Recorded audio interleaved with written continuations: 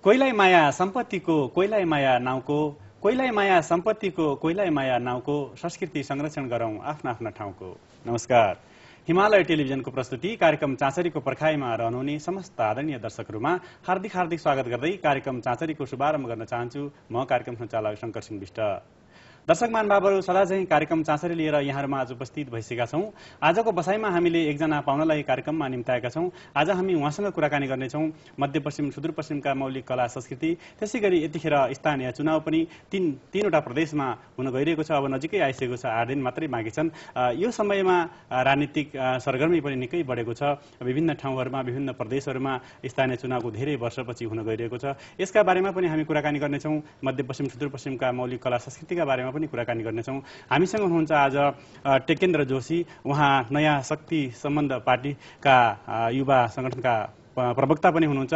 हामी उहाँसँग कुराकानी गर्नेछौं। आउनुहोस्, उहाँलाई कार्यक्रममा स्वागत गरौँ। स्वागत छ कार्यक्रम चाँचरीमा तपाईँलाई। धन्यवाद। नमस्कार। निकै छौ?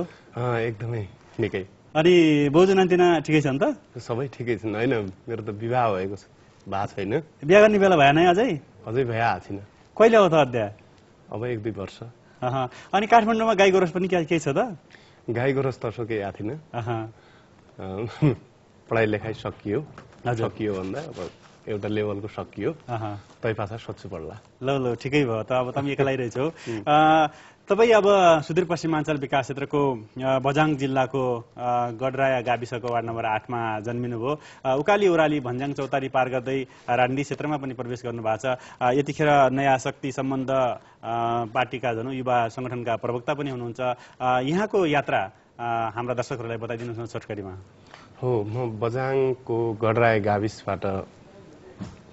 गाविसमा जन्मेको हो। हामी अत्यन्तै आधारभूत जीवनबाट भौगोलिक विकटता, सांस्कृतिक विविधताहरूका बावजुद पनि त्यहाँका जनताले, त्यहाँको जनजीवन अत्यन्तै कष्टकर, नितान्तै आधारभूत जीवनबाट हामी आयौँ र पढाइको सिलसिलामै काठमाडौँ आयो। पढाइ एउटा चरणको पढाइ सकियो र हामीले त्यो जीवनमा जुन भोग्यौँ, जुन अनुभूति गर्यौँ, आवश्यकता र अनुभवले राष्ट्रिय राजनीतिमा जुन आवश्यकता अनुभूति गरायो, त्यसले गर्दा राजनीतिक यात्रा पनि त्यहीँबाट तय गरियो। अहिले हुँदै विभिन्न हिजो एकीकृत माओवादी, त्यसपछि माओवादी आन्दोलन हुँदै अहिले चाहिँ नयाँ शक्तिमा आबद्ध छु। राष्ट्रिय युवा अभियानको प्रवक्ता, हाम्रो संगठनको राष्ट्रिय युवा अभियान हो, त्यसको प्रवक्ता भएर काम गरिरहेको छु। यहाँसम्मको यात्रामा यहाँको अध्ययन राजधानीमै भयो अथवा कहाँबाट सुरुवात भयो, कसरी के गर्नुभयो यस बारेमा? मैले स्कुल चाहिँ त्यही मेरो गृह जिल्लामा भयो, स्कुल लेभल। त्यसपछि चाहिँ आइएससी, बिएससी र मास्टर सोसियोलोजी मैले चाहिँ त्रिचन्द्र क्याम्पसबाट गरेँ। हजुर। र त्यहीँबाट राजनीतिको पनि सुरुवात गर्नुभयो? त्यहीँबाट राजनीति जीवनको सुरुवात, विद्यार्थी आन्दोलन। अब यतिखेर अब नयाँ शक्ति पार्टीसँग आबद्ध हुनुहुन्छ। यहाँ स्थानीय चुनाव करिब नजिक छौँ हामी, 8 दिन मात्रै बाँकी छ। के छ तीनवटा प्रदेशमा नयाँ शक्ति पार्टीको अवस्था अथवा कसरी के छ चुनाव हुने कुराहरूमा चाहिँ? हो, चुनावको सरगर्मी बढेको छ। तीनवटा हामीले त हिजो पनि भनेका थियौँ, संविधान निर्माण भइसकेपछि तीनवटै तहको निर्वाचन एकैपटक हुनुपर्छ। संवैधानिक प्रावधान पनि त्यही छ, संविधानमा व्यवस्था पनि त्यही भएको छ। एकैपटक हो। एउटा राजनीतिक परिवर्तनपछि हामी तीव्र आर्थिक विकासमा जानुपर्छ, समृद्धिको बाटोमा हामी जानुपर्छ, जनताको जीवनमा खुशहाली हासिल हुनुपर्छ। त्यसो हुँदा एकैपटक निर्वाचन सम्पन्न गरौँ भन्ने हाम्रो भनाइ थियो। अलिक फरक ढङ्गबाट हामीले त्यो कुराहरू राखेका थियौँ, तर एकैपटकको हुन सकेन। त्यसमा पनि स्थानीय तहको तीनवटा क्षेत्रमा अहिले सरगर्मी बढिराखेको छ। हामी पनि त्यो निर्वाचन अभियानमै छौँ। सबैतिर चाहिँ अबको आवश्यकता र निर्वाचनपछि चाहिँ देशले एउटा विकासको ढोका, समृद्धिको ढोका खोल्नुपर्छ भन्ने आफ्ना एजेन्डाहरू, आफ्ना मतहरू लिएर हामी पनि जनतामा गइरहेका छौँ, लागिरहेको छौँ। हजुर, राजनीतिक सरगर्मी त यस्तै हो, उतार चढाव धेरै देखियो। हामी पनि पछिल्लो पुस्तामा जस्तो राजनीति देख्दाखेरि 46 सालपछिका थुप्रै परिवर्तनहरू देख्दै आइए। यसमध्येका पनि थुप्रै नेताहरूमा विचलनका अवस्थाहरू पनि देखिन्छन्। यस्तै हुँदाहुँदैको एउटा भनौँ न, जस्तो डाक्टर बाबुराम भट्टराई पनि यहाँहरूको पार्टीको नेता हुनुहुन्छ, उहाँ पनि निकै विचलन देखिन्छ। के रहेछ त यथार्थ यहाँले बुझेको? त्यो यसो सर हेर्दाखेरिमा कन्टिन्युटीको त्यो आँखाबाट हेर्दा उहाँलाई चाहिँ अलिकति ट्र्याक चेन्ज गरेको, विचलनमा गएको भन्ने पनि हुन्छ त्यो नेगेटिभ पार्टबाट हेर्दा। तर हाम्रो आँखाबाट हेर्दा नेगेटिभ होइन, त्यो इतिहासको आवश्यकता, युगको कार्यभारलाई पूरा गर्नको निम्ति एउटा विचारकले, एउटा वैज्ञानिकले कन्टिन्युटीमा होइन, अलिकति क्रमभङ्गतामा, अलिकति छलाङमा उसले सोध्छ होइन। हिजो चाहिँ हामीले हेऱ्यौँ भने नयाँ नयाँ आविष्कार गर्ने, नयाँ नयाँ विचार प्रक्षेपण गर्नेहरूलाई समाजको एउटा स्वभाव पनि के हुन्छ भने सामान्यतया विद्यमान अवस्थाभन्दा अलिकति फरक ढङ्गबाट सोचियो भने त्यसलाई चाहिँ अथवा परिवर्तनको विरोधी हुन्छ मानव स्वभाव भनेको स्वाभाविक हिसाबले। त्यसो हुँदाखेरि हिजो पनि हामीले वैज्ञानिकहरू, विचारकहरू नयाँ नयाँ अन्वेषण गर्दा, खोज अनुसन्धानहरू गर्दाखेरिमा पागल अथवा चाहिँ होइन सोसाइटीको मान्यताभन्दा बाहिर रहेर भनिन्थ्यो। आज पनि बाबुरामलाई त्यो कन्टिन्युटीमा हेर्दाखेरिमा अरूले विचलन भन्छन्, तर हामी त्यस्तो ठान्दैनौँ। उहाँले एउटा वैज्ञानिक विचार प्रक्षेपण गर्नुभएको छ नेपाली समाजको आवश्यकतालाई सम्बोधन गर्नका खातिर। त्यसो हुँदाखेरिमा उहाँको विचलन होइन, यो नयाँ युगको कार्यभार पूरा गर्नको निम्ति उहाँले साहस गर्नुभएको हो। कतिको सम्भव लाग्छ त यहाँ एउटा युवा शक्तिको हिसाबले लागि बढ्नु भएको छ, तपाईँ जस्तो युवा त्यो पार्टीसँग आबद्ध हुनुहुन्छ, धेरै जस्तो देशका युवाहरू पनि होलान् पूर्व मेचदेखि पश्चिम महाकालीसम्मका, के देख्नुहुन्छ यथार्थ? प्रकृति र जीवन गतिशील छ। राजनीतिक विचारहरू, राजनीतिक संस्कार, सोचहरू समयानुकूल परिवर्तन हुँदै जान्छन्। हिजो हामीले एउटा ढङ्गको राजनीतिक विचार प्रक्षेपण गर्यौँ, त्यसको आधारमा हामीले राजनीतिक व्यवस्था परिवर्तन गर्यौँ, एउटा केन्द्रीकृत एकात्मक राज्य व्यवस्थाको हामीले अन्त्य गर्यौँ। त्यसपछि आजको युगको कार्यभार बदलिएको छ। हिजो राजनीतिक आन्दोलनको एउटा कार्यभार थियो, आज चाहिँ विकास र समृद्धिको कार्यभार छ। त्यो कार्यभार पूरा गर्नको निम्ति हामीले 5 सको अवधारणा अगाडि सारेका छौँ। 5 समा हामीले सूत्रबद्ध गरेका छौँ हाम्रो कार्यदिशालाई। त्यसले यही नै अहिलेको वैज्ञानिक र सच्चाइ पनि यही हो। हामीले त्यो समृद्धिको यात्रामा जानुपर्छ, त्यो सम्भव छ। त्यसलाई सचेत ढङ्गबाट, सचेत पहल कदमी लिएर राजनीतिक लिडरहरूमा अबको आवश्यकता यो हो भन्ने कुरामा गइयो भने त्यो सम्भव छ। ती 5 वटा सहहरू के हुन् त? पहिलो कुरा हामीले समतामूलक समृद्धि भनेका छौँ, किनभने हामीले धेरै निकै लामो समय राजनीतिक आन्दोलनमा हामीले व्यतीत गर्यौँ। लोकतान्त्रिकरणको निम्ति हामीले आन्दोलित भयौँ। समतामूलक समृद्धि, अबको युग भनेको समतामूलक समृद्धि अथवा समृद्धिको बाटोमा जाने भन्यो। दोस्रो भनेको समुन्नत समाजवाद भनेका छौँ हामीले। एउटा चरणको पुँजीवादी क्रान्ति भनौँ अथवा पुँजीवादी आन्दोलन, पुँजीवादी क्रान्ति सम्पन्न भयो, त्यसपछि हामीले समाजवादमा जानुपर्छ भनेका छौँ। अर्को भनेको राजनीतिमा हामीले आजसम्म देख्दै आएको भ्रष्टाचार, अनियमितता, यसलाई अन्त्य गर्नुपर्छ। यहाँबाट हामीले सदाचार र सुशासनको कुरा गरेका छौँ। हामीले हिजो जुन ढङ्गको डेमोक्रेसीको एक्सर्साइज गर्यौँ त्यसले अब पुग्दैन।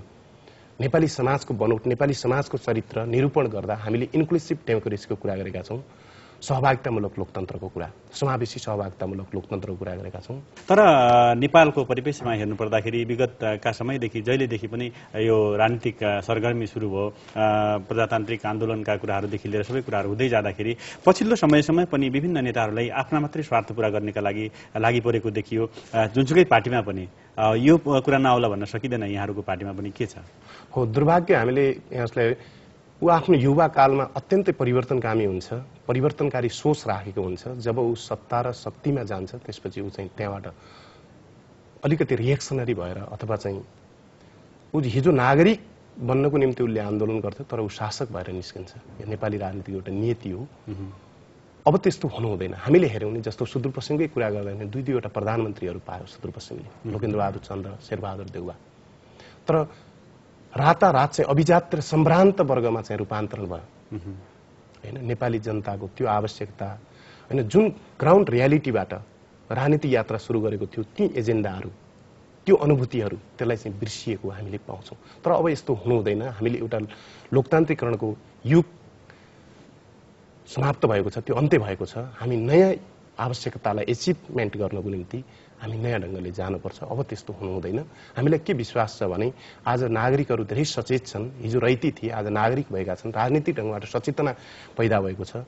अब चाहिँ त्यस्तो हुँदैन, किनभने त्यही भएर नै हामीले नयाँ ढङ्गको राजनीतिक संस्कार, अल्टरनेटिभ पोलिटिक्सको कुरा गरेका छौँ, वैकल्पिक राजनीतिको कुरा। यसको तात्पर्य नै के हो भने हामीले हिजोका सबै आडम्बरहरूलाई, हिजोका सबै ह्याङओभरहरूलाई हामीले अन्त्य गरेर नयाँ ढङ्गको राजनीतिक विकास, नयाँ ढङ्गको राजनीतिक संस्कारलाई विकास गर्ने, नयाँ सोच पैदा गराउने, भन्ने नै यसको मुख्य ध्येय हो। होइन, यहाँहरूको ध्येय त त्यो हो, त्यसमा दुई मतै छैन। तर यथार्थमा हेर्नु पर्दाखेरि जब यो अहिले स्थानीय चुनाव हुन गइरहेको छ, यसैमा पनि यस्ता कुराहरू देखिया छन् नि, कतिपय पार्टीहरूले एक अर्कोसँग साँठगाँठ गर्ने, एउटा उम्मेदवारले अर्कोसँग गर्ने, यस्ता कुराहरू गर्दाखेरि यो के महत्त्व राख्छ त? हिजोको दिनमा जो प्रजातन्त्रका लागि लडे, जसले देशका लागि यत्रो आहुतिहरू दिए, खोइ त त्यसको मूल्याङ्कन यही हो त?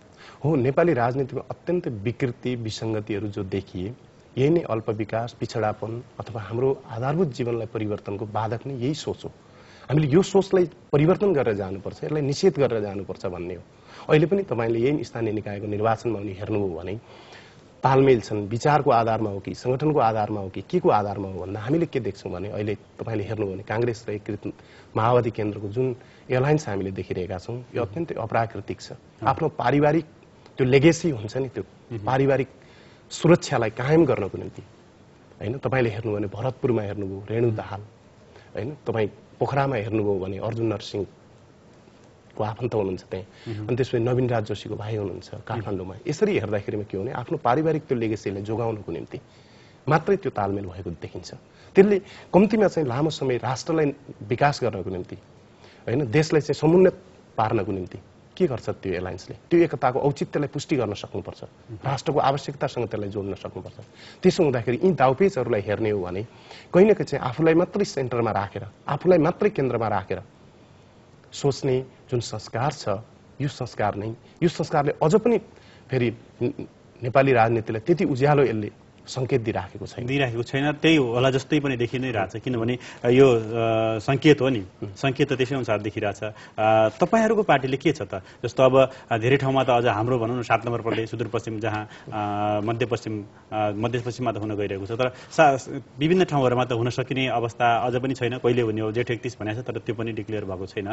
यो अवस्थामा सुदूरपश्चिम जहाँ मध्यपश्चिम, ती ठाउँहरूसँग के जोडिन्छ अथवा के हुन सक्छ, के लाग्छ यहाँलाई? पहिलो कुरा त एउटा म जोडिहालौँ शङ्करजी, हामीले लोकतान्त्रिक गणतन्त्र प्राप्त गर्नको निम्ति धेरै ठुलो बलिदान दियो नेपाली जनताले। लोकतान्त्रिकरणको निम्ति झन्डै 7 सालदेखि यतासम्म निकै लामो समय हामीले व्यतीत गर्यौँ, तर यथार्थमा हामीले लोकतन्त्र प्राप्त गरेका रहन्छौँ। लोकतन्त्रको एउटा सुन्दरता, एउटा परिभाषा के हुन्छ भने दलीय हैसियतसहित, दलीय मान्यतासहित उसले निर्वाचनमा चाहिँ भाग लिन पाउने स्वतन्त्रता। यो परोक्ष रूपमा अथवा प्रत्यक्ष अपरोक्ष रूपमा चाहिँ यसलाई निषेध गरिएको छ, यसलाई कुण्ठित गरिएको छ। तपाईँले हेर्नुभयो भने हामीले अहिले पनि, योभन्दा पहिला पनि हामीले आन्दोलन गऱ्यौँ, हामीले चाहिँ दलीय चुनाव चिन्ह पाउनुपर्छ भनेर, होइन? संसदमा रहेको दलहरू बाहेकलाई निषेध गरेर चाहिँ संसदमा, यो भनेको एक प्रकारको सेन्टिकेट नै हो, यो पनि एक प्रकारको निरङ्कुशता हो, होइन? त्यसका बावजुद पनि हामी स्वतन्त्र, निष्पक्ष र धाँधली रहित निर्वाचन हुनुपर्छ भनेर हामी अहिले पनि निर्वाचनमा छौँ। यो एउटा पार्ट भयो।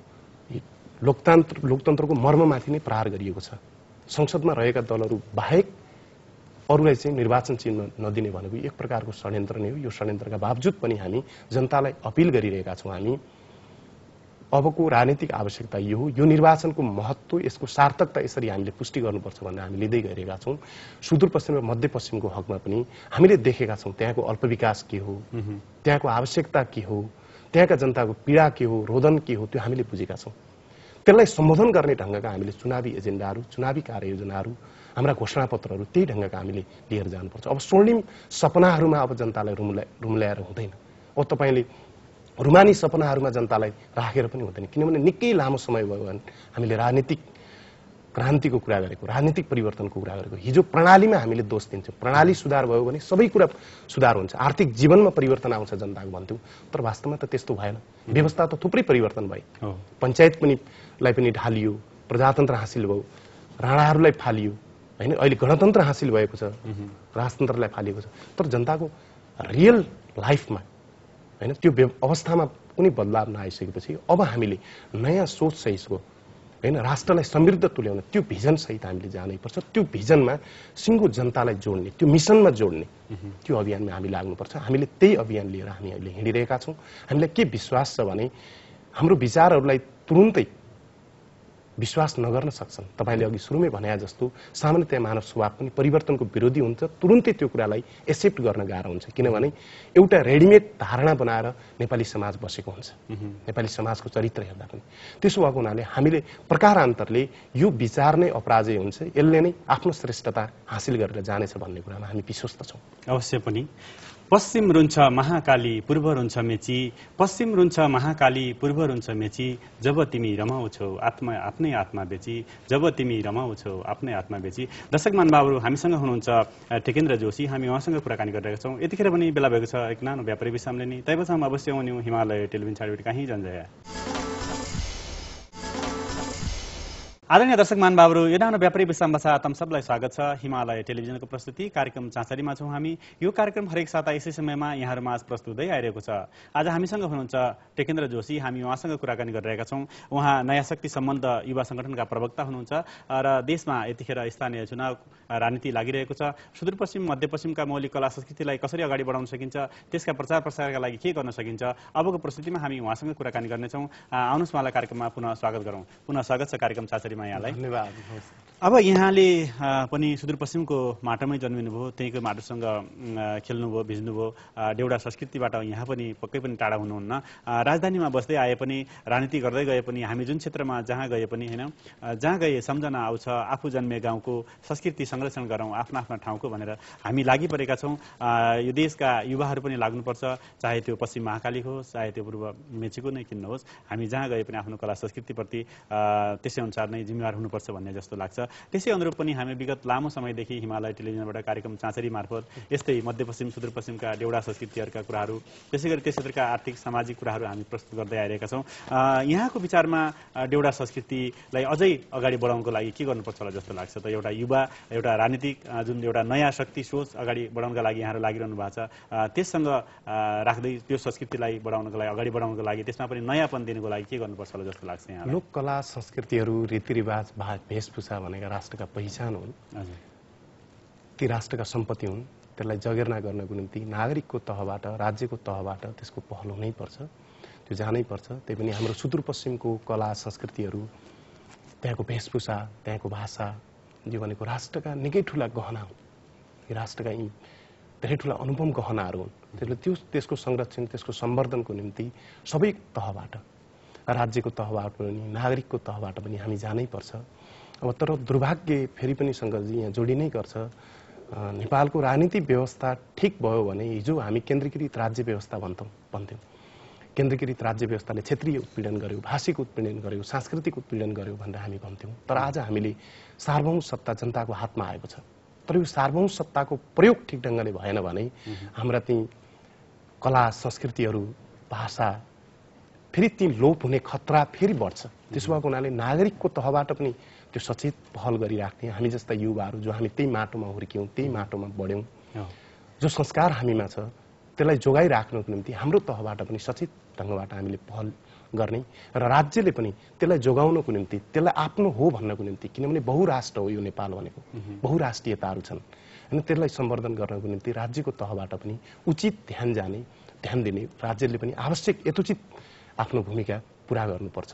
तर दुर्भाग्य हामीले सेती महाकाली भेरी कर्णालीले धेरै हामीले राजनीतिक लिडरहरू त जन्मायौँ होइन, तर यथार्थमा त्यहाँको जनजीवनलाई बुझ्ने, त्यहाँको भौगोलिक विकटतादेखि लिएर सबै कला र संस्कृतिलाई चाहिँ यो मेरो हो, अपनत्व हो, यसमा मेरो स्वामित्व छ भन्ने त्यो ढङ्गको राजनीतिक लिडरहरू हामीले बुझेनौँ। दुर्भाग्य मैले भन्नै पर्छ, अप्रिय नहोस्, शेरबहादुर देउवाले बुढानील कण्ठ दरबारको आँखी झ्यालबाट सिहाएर उहाँले रुवा खोलालाई बुझ्न सक्नुहुन्न। त्यसको निम्ति उहाँ त्यो धरातलमा उत्रनै पर्छ।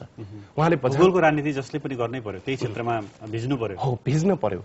हामीले त्यहाँको जनताले नेता त बनायो, सत्ता र शक्तिको चाहिँ त्यो ठाउँमा त पुर्यायो, त्यो शिखरमा त पुर्यायो, तर जनतालाई बिर्सने जुन एउटा ट्रेन देखियो त्यसले फेरि पनि त्यहाँको अल्पविकास, त्यहाँको पिछडापन, त्यहाँको चाहिँ कला संस्कृति त्यसको सम्वर्धन र जगेर्ना हुँदैन। त्यसो भएको हुनाले त्यो संस्कृतिसँग हामी भिज्नै पर्छ।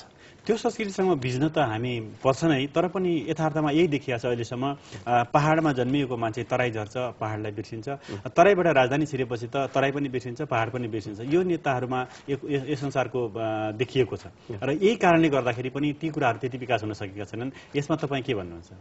हो, त्यो हामीले संस्थागत रूपमा नै त्यो पहल गर्नुपर्छ। जस्तो विभिन्न राजनीतिक दलहरूमा पनि अहिले आबद्ध लिडरहरू हुनुहुन्छ, उहाँले कम्तीमा त्यो प्रति मेरो जवाफदेहिता छ है। किनभने हामीले हिजो भन्दै आयौँ केन्द्रीकृत राज्य सत्ताले भौगोलिक उत्पीडन गर्यो, क्षेत्रीय उत्पीडन गर्यो, भाषिक उत्पीडन गर्यो भनेर हामीले अलाप्दै आयौँ। तर स्वयं हाम्रो हातमा जब सार्वभौम सत्ता आएको छ भने जनताले के गर्ने त? जनताबाट निर्वाचित लिडरहरूको भूमिका के हुन्छ त? त्यो भूमिकाप्रति चाहिँ हामी जवाफदेही भयौँ, सचेत भयौँ। समस्या त्यो, त्यसलाई गम्भीरतापूर्वक अनुभूत गरेर त्यो तहमा उत्रिएर यसको कला संस्कृति भाषा होइन त्यो क्षेत्रीय उत्पीडन होइन त्यसलाई बुझ्ने ढङ्गबाट अब हामीले हाम्रो राजनीतिक सोच विकास गर्नुपर्छ। हामीले त्यो ढङ्गले जानुपर्छ। नयाँ शक्ति पार्टी नेपालले हामीले भन्दै आएका छौँ नेपाल बहुजाति बहुभाषिक बहुधार्मिक र बहुसांस्कृतिक विविधताले भरिएको देश हो। यो पहिचानलाई जोगाउनुपर्छ, यी राष्ट्रियताहरूलाई हामीले जोगाउनुपर्छ। यो भन्दा फेरि विषय अन्त नजाओस्, फेरि विभिन्न किसिमका आरोपहरू पनि लाग्ने गरेका छन् होइन। तर ग्राउन्ड रियालिटीमा एउटा नेसन बिल्डिङको निम्ति, एउटा राष्ट्र निर्माणको निम्ति इभन भाषा संस्कृति समुदायका आफ्ना वेशभूषाहरू रीतिरिवाजहरू होइन यी कुराहरू भूगोल यो हो एउटा नेसन बिल्डिङका आधारहरू कम्पोनेन्ट भनेका। तर हामी यही कुरालाई यो ग्राउन्ड रियालिटीलाई जनतालाई बुझाउँदा हामी किन यसलाई अतिरञ्जित गर्ने? सेती महाकालीमा क्षेत्रीय उत्पीडन छ, यो सत्य कुरा हो। भौगोलिक उत्पीडन छ, त्यहाँको भाषिक उत्पीडन छ, सांस्कृतिक उत्पीडन छ, यो सत्य कुरा हो। तर यो हामीले हिजो त्यो भन्दै आयौँ र हिजो राजनीतिक परिवर्तनको निम्ति ती मुद्दाहरूलाई अगाडि ल्याएर जनतालाई आन्दोलित गर्यौँ। तर आज संविधानमा त्यो अपनत्व र स्वामित्व ग्रहण गराउँदा हामीलाई किन आपत्ति हो? यही कुराहरू हामीले बोलिरहेका छौँ। मधेसको सवालमा सबै देशभित्र हामीले हाम्रो भाषा संस्कृति कलाको जगेर्ना भएन भने एउटा समग्र सिङ्गो राष्ट्र निर्माण हुन सक्दैन। त्यसले त्यहाँभित्र सबैको अपनत्व हुनुपर्छ। त्यस कारणले हामीले अधिकारका कुराहरू संविधानमा लिपिबद्ध हुनुपर्छ। यस कारणले भनेको हामीले असन्तुष्ट जाति जनजातिहरू क्षेत्रहरूका लिङ्गहरूका अल्पसङ्ख्यकहरूका ती मुद्दाहरू संविधानमा लिपिबद्ध हुनुपर्छ, त्यसलाई चाहिँ सम्बोधन हुनुपर्छ भनेको यसका खातिर हो। त्यसका खातिर त हामी सबैले लाग्नुपर्ने आवश्यकता नै देखिन्छ। हामीसँग धेरै कुराहरू हुन्छन्, ती कुराहरू यो सानो कार्यक्रम अथवा यसमा हामी यसभित्र समेट्न सक्दैनौँ। फेरि पनि हामी यी कुराहरू गर्ने नै छौँ। केही कुराहरू मैले तपाईँलाई सोध्न नभएका अथवा यहाँलाई मनमा लागेका कुराहरू छन् भने कार्यक्रम चाँचरी मार्फत भनिदिनुहोस् न। म विशेष गरी सेती महाकाली भेरी कर्णालीका आदरणीय जनसमुदाय नेपाली जनतालाई के आह्वान गर्न चाहन्छु भने हामीले हिजो निकै लामो एउटा राजनीतिक सङ्घर्ष गऱ्यौँ हामीले राजनीतिक अधिकार प्राप्तिका निम्ति। आज हाम्रो हातमा सार्वभौम सत्ता आएको छ, यसको प्रयोग नेपाली जनताले ठिक ढङ्गले गर्न जरुरी छ। फेरि पनि हामीले गलत ढङ्गबाट राजनीतिक हाम्रो अधिकारलाई प्रयोग गऱ्यौँ भने निर्वाचनको सङ्घारमा छौँ हामीले ठिक ढङ्गले ठिक राजनीतिक दललाई छनौट गरेनौँ भने फेरि पनि हाम्रो त्यही अविकास त्यही पिछडापन त्यही हाम्रो जर्जर अवस्थामा फेरि हामी जानेछौँ। त्यसो भएको हुनाले यो हाम्रो अवसर पनि हो। सङ्घीय लोकतान्त्रिक गणतन्त्र नेपालको पहिलो निर्वाचनमा स्थानीय तहमा हामी जाँदैछौँ। यसको सही सदुपयोग गरेर आफूले रोजेको आफ्नो आवश्यकतालाई सम्बोधन गर्ने ढङ्गको त्यो राजनीतिक नेतृत्व त्यो राजनीतिक दललाई चाहिँ निर्वाचित गरेर फेरि यो देशलाई स्थिरतामा लैजाने विकासमा लैजाने त्यो ढोका जो निर्वाचनले खोल्छ त्यसका निम्ति जनताहरू सबै जागरुक भएर लाग्न म आह्वान गर्दछु र आफ्नो कला संस्कृति र वेशभूषाको जगेर्नाको निम्ति सबै आफ्नो ठाउँबाट जुटौँ। विशेष गरी युवा पिँढी पनि त्यसमा लागौँ। हाम्रो कला हाम्रो संस्कृति हाम्रो भाषा जगेर्ना भएन भने सिङ्गो राष्ट्र बन्दैन। त्यसका निम्ति सबैले लाग्न म युवाहरूलाई पनि विशेष गरी अपिल गर्छु, आह्वान गर्छु। यहाँ पनि एउटा युवा हुनुहुन्छ, युवाबाट नै राजनीतिक सुरुवात गर्नुभएको छ। भोलिपछि पदमा पुगेपछि यो प्रतिबद्धता जुन जनाउनु भएको छ त्यो कुराहरूलाई निरन्तरता दिनुहोला। हाम्रो शुभकामना छ। कार्यक्रमलाई समय दिनुभयो यसका लागि यहाँलाई धेरै धन्यवाद। यो लोकप्रिय कार्यक्रममा बोलाउनु भयो शङ्करजी, तपाईँलाई हृदयदेखि नै धन्यवाद। धेरै धेरै धन्यवाद। हजुर दर्शक महानुभावहरू, हामीसँग हुनुहुन्थ्यो टेकेन्द्र जोशी। हामीले उहाँसँग कुराकानी गऱ्यौँ। यहाँहरूलाई हाम्रो कार्यक्रम कस्तो लाग्छ, यो कार्यक्रमप्रति आफ्नो अमूल्य सल्लाह सुझाव पठाउन नबिर्सिनुहोला। जसका लागि हाम्रो इमेल ठेगाना रहेको छ chansari@himalaytv.com CHARI chansari@himalaytv.com। हवस् त, आगामी साता फरक प्रसङ्गमा यहाँहरूमा आज उपस्थित हुनेछौँ। तबसम्मका लागि म कार्यक्रम सञ्चालक शङ्कर सिंह विष्ट लगायत सम्पूर्ण चाँचरी नुनलाई बिदा दिया। आजलाई यत्तिकै भइगयो, अर्का हप्ता आउँला। आजलाई यत्तिकै भइगयो, अर्का हप्ता आउँला। काली कर्णालीका व्यथा समेटेर ल्याउँला। नमस्ते।